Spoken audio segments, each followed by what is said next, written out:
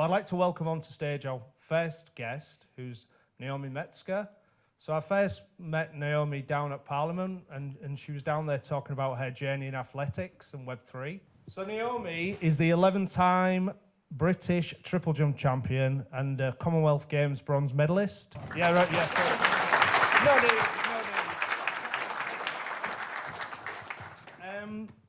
So is it worth giving a little introduction about yourself and how you first got into just the athletics side and your sort of career so far, and what gets you here today? And then after that, we'll talk a bit more about the Web3 stuff. Yeah, cool. So I'm a triple jumper. If you don't know what it is, it's a hop, step and jump into a sandpit. And I've been doing it for 10 years, so since I was 16, I'm 26 now. And I just sort of fell in love with it. It's quite a random and niche event.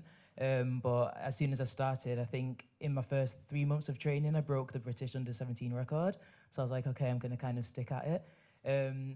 But I think my journey's had a lot of like ups and downs, because even though I've been national champion for many years and I got the Commonwealth medal, I've missed out on the Olympics twice by like 10 centimeters, 7 centimeters, just the smallest of margins.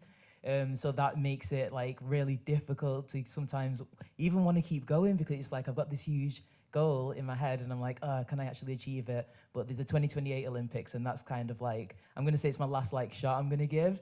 I'm like, I really hope I can do it, because I've literally done every other championship apart from that one, and that's the big one that everyone cares about. So yeah, I really hope I can get to LA, and that's kind of what I want to document on chain. So what led you to sort of getting interested in Web3? And I know you started with an NFT project, but did you naturally always have an interest in tech, or was it through a need to actually try and generate interest in yourself and funding?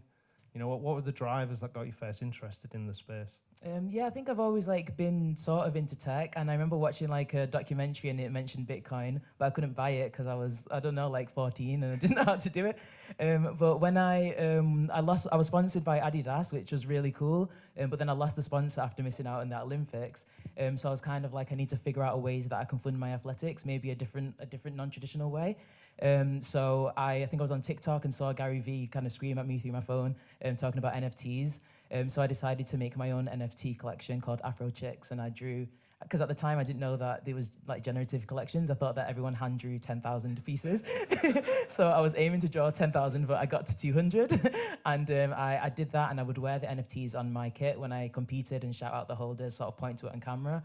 And that sort of had like a little buzz within my little community, and that funded my 2022 season. So since then, I've sort of pivoted to more like video content.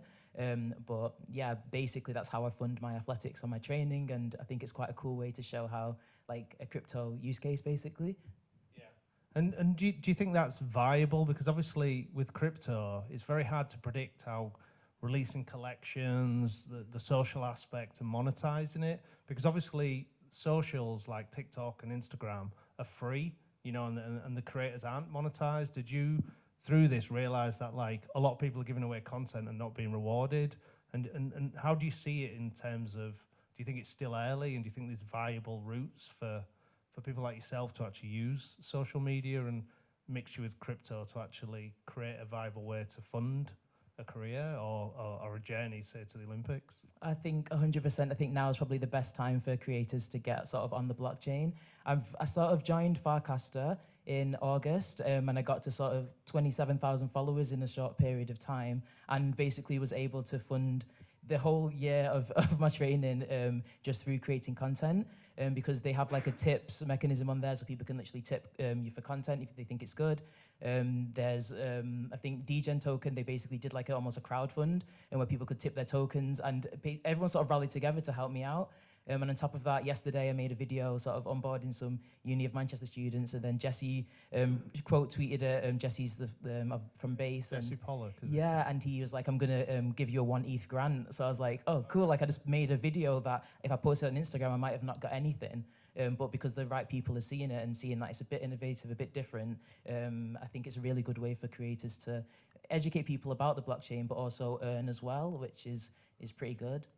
And obviously you're building a community around this. Do you feel pressure to make sure you can achieve them targets or keep the community engaged? You know, what's some of the things you do that you feel that you need to do in the Web3 space, or do you see it as really as that they're really watching your journey and coming along with you? Yeah, I think the one thing that I found quite cool is they're having the list of everyone who's collected the tokens. So I use Stacks for that, and I can see who the top holders are. And I think what I want to do to keep people engaged is sort of come up with ways to reward the top holders. So if I get a grant, it's kind of like, can I just distribute that to the top 5 holders of my NFTs and kind of put a little bit of gamification within the collecting. So, the Olympics is 4 years, it's quite a long time, but if people can see their return on their own investment in a way, I think that would be quite cool. So I really want to play around with that as well. And you were telling me previously, you think you're peaking at the right age to try and to qualify for the Olympics. So I guess the beauty of the community is that everyone's going to be drawn along with you and feel like they've been there from the start. And do you think there's anything that needs to be developed in Web3 or where it goes next that will really enable creators like yourself to bring people along? Do you think it's there, or do you think it needs more, or what's going to open the floodgates to because obviously I don't know if everyone in the room's heard of Farcaster or Warpcast, and even on it, it's still pretty niche. So it's like, what do you think the moment will be? Do you think it'll be athletes like yourself, pop stars that really open up the gates for everyone and this new creator economy? Because with NFTs, it's sort of, there was a flourish of a lot of creators quitting the day jobs, and that was one of our themes in Known Origin.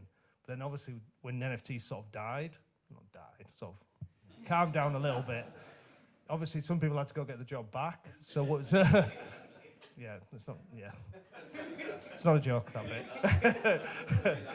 Yeah. But how do you see it panning out? Do you see it growing from this point and being real? I think something that I'm finding really interesting is sort of this social fi and the launching of these creator tokens. Obviously, Trump just launched a coin, and that is something that I never would have imagined happening a few years ago. So I think if the stigma around creating coins sort of goes, I think a lot more people will come on chain. I think you'll get your Jake Pauls and your Logan Pauls and everyone all creating coins. And I don't know if that's the best way long term, but I think in terms of getting people to at least have an interest in what's happening, it could be good. But I think that things like Farcaster are a little bit better because it's basically a Twitter, but it's got those Web3 sort of payments and tools and frames all ingrained in one place. But I also wonder if Twitter or X, is going to start to rival Farcaster, because I know that they're going to start to introduce payments as well. So yeah, I don't know. I think the future is pretty bright for creators, but I think the language still needs to be simplified to get the everyday person to know what's going on. Yeah, I totally agree. And I've also seen that you often tip your community, so you actually give money back to people who are getting involved in daily workouts and stuff. So how you found that? Is it more of a circular economy? Yeah, definitely. I did a fitness challenge, and because I got a grant from one of the tokens, I was like, I'm just going to put all of this back into this workout challenge. So every day for the month of December, I uploaded a workout video and people completed it, and I'd be able to just send them the payments really simply just by tagging them in a comment. And then somebody reached out like, hey, we want to give you more. So I was like, cool, more for the competition. So a lot of people got fitter and richer that month. But I think that again shows the cool way of using on chain, because if it was Instagram, I wouldn't be able to message people and be like, hey, what's your bank details? I'm just going to send, I don't know, it's a bit slow, but the fact that, based with the layer 2, it's super quick and pretty cheap to send these payments across. So. Okay. Thanks for sharing that. Do you want to, in case anyone wants to follow Naomi, I think the best way is probably to go on Farcaster, but you're obviously on the traditional social media channels. Do you want to say what the best way is to find you? Yeah, so on Farcaster, my username's AfroChicks, and then on X, it's AfroChicks NFT.